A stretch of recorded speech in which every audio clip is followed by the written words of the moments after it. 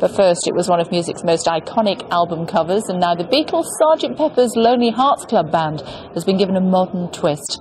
Sir Peter Blake has reworked his original piece to celebrate his 80th birthday and has included the faces of 79 modern-day celebs, including Amy Winehouse and Kate Moss. The artwork will go on display at July's Vintage Festival in Northamptonshire. Well, showbiz writer Martel Maxwell joining us now live from our central London studio. Hi Martel, great to talk to you. So it looks fantastic. Who's on it though? How did they choose? Well, this is really about Sir Peter Blake having the luxury of choosing people who mean an awful lot to him, but also if you're staring at the picture thinking, who's that? Some of them are his family and friends, so people he has a great deal of respect for.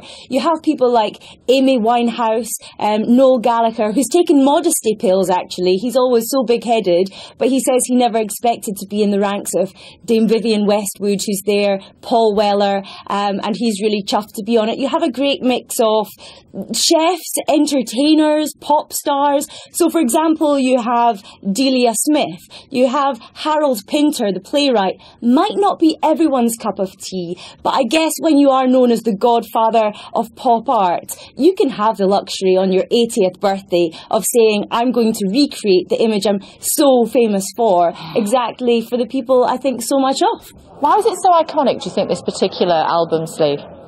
I guess because it's the Beatles, because it was different, and because it really chose a moment in time to, it wasn't just about British culture, but there were so many British talents on there that we could be proud of, and Britain was waving the flag in the 60s of a bit of nostalgia, but also saying we're a force to be reckoned with creatively, and that's exactly what's happening again. And actually this is for an exhibition to be held in July in Northamptonshire, which is celebrating British culture, and I think it's a good time for that. So you have the Jubilee coming up, we've had the Royal Wedding, and there is a feeling that we do have an awful lot of creative talent in this country and we should be celebrating it.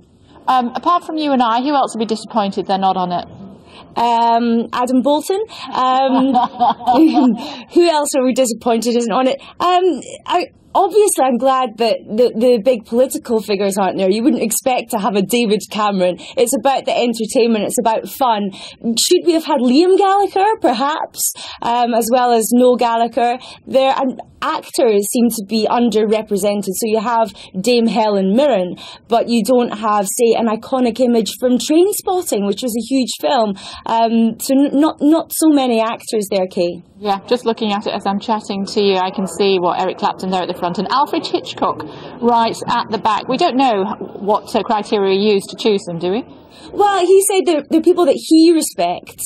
I think what is good about it is that, say, if you're a teenager, you may well have seen the iconic image of the Sgt. Pepper original album, so you kind of have to go through them and figure out who these guys are. As I mentioned, Harold Pinter, a playwright, not terribly fashionable if you're young perhaps, but wonderful. So you can only hope that people do go back and research who these people are. But Sir Peter said that this isn't really the same as being in the 60s. He was out to prove himself, make a name for himself, took it very seriously. You know, you had Marlon Brando, Marilyn Monroe, four of his daughters, his wife, Lady Blake is on there too. So it's just people he thinks an awful lot of. And you can tell a lot from the man. He likes Delia Smith. That's what he likes. Hey, don't we all? We must leave it there. Thanks for joining us as always. Great to see you. Thanks. Quick look at the business news.